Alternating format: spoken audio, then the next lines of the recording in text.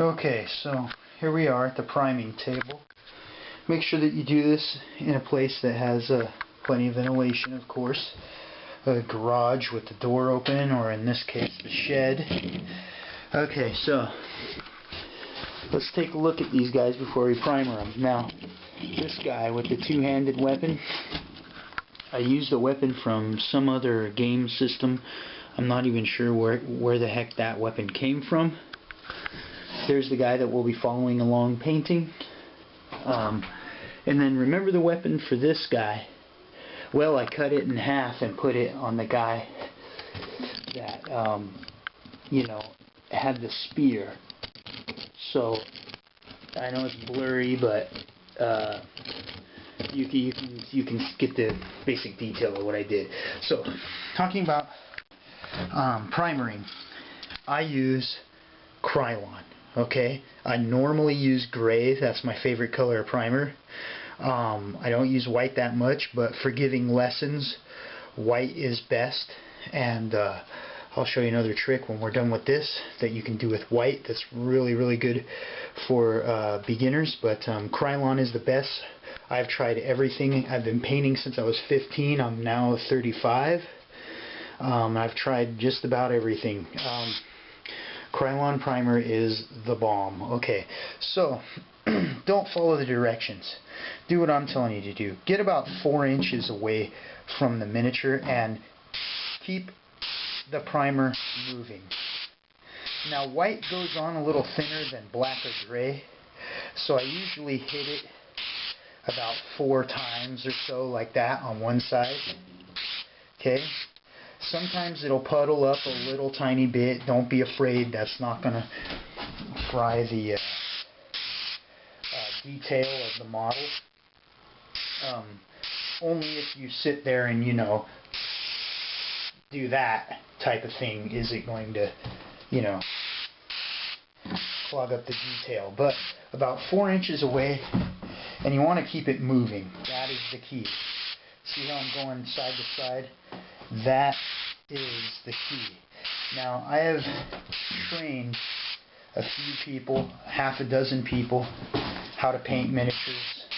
I've even hired a few people to paint miniatures full-time with me as a job.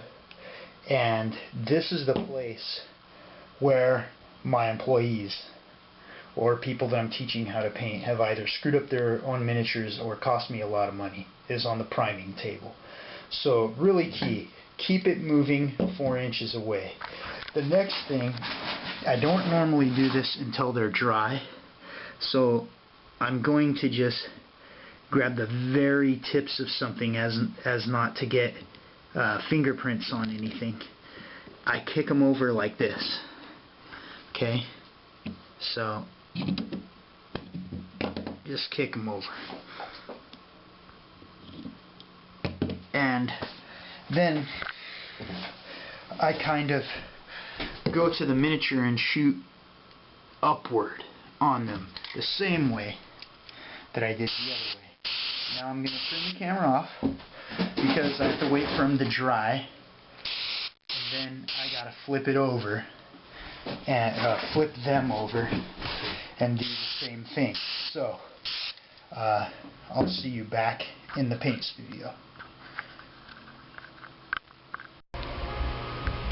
Okay, so here we are with our primered dudes, okay? Orcs, or primered orcs. So here's another trick that I'm going to show you. You're going to take the color black from the best paint line in the world, Vallejo model color, okay? And yes, that is my opinion. But I really feel, other than their metallics mediocre. I actually think that Games Workshop makes the best metallics. If you know of better metallics, and please don't tell me Privateer Press, I hate their metallics, please let me know. But as far as any base or flat, you know, just normal colors, It's got to be Vallejo model color. So while I'm ranting about that, what I was doing was I was adding water to that black paint until I have a watered down black. Now this is a good tool for beginners to use, because this watered down black paint over white primer will give you a road map, so to speak, of the whole miniature. Okay, so we just basically stain the miniature with this watered down black homemade ink, I guess. If you have an ink is actually better for this step. So if you have a black ink from whatever game company or hobby store, go ahead and just add a little bit of water to that too. Rarely are black inks this thin. They're usually just barely thinner than black paint. So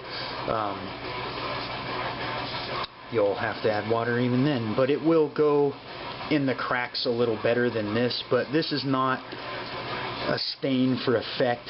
This is just mainly so that when this dries, you guys can see exactly what I'm doing on the miniature, for the photography of the film, the aesthetics sake, so you can see exactly what I'm doing and where I'm at on the miniature. So anyway, there's this step, and there's no need to watch me do it, but there is no magic technique. I'm just getting a whole lot on my brush to where it's literally dripping off, and I'm just making sure I touch every part of the miniature to make sure that it gets the black in all of the recesses. I got very fortunate with this brush. I just grabbed it randomly. You may find that you'll end up with bubbles in the chainmail. Just go ahead and poke them like this. If you end up with bubbles in the chainmail, and the bubbles will come right out if you poke it with a brush. Try not to use a soft brush. Use a nice hard bristled brush for this step. It gives you a little more control, and also for those pesky bubbles, a stiffer bristled brush is much nicer for that. So I'm going to do the other two, and I'll catch you in a minute.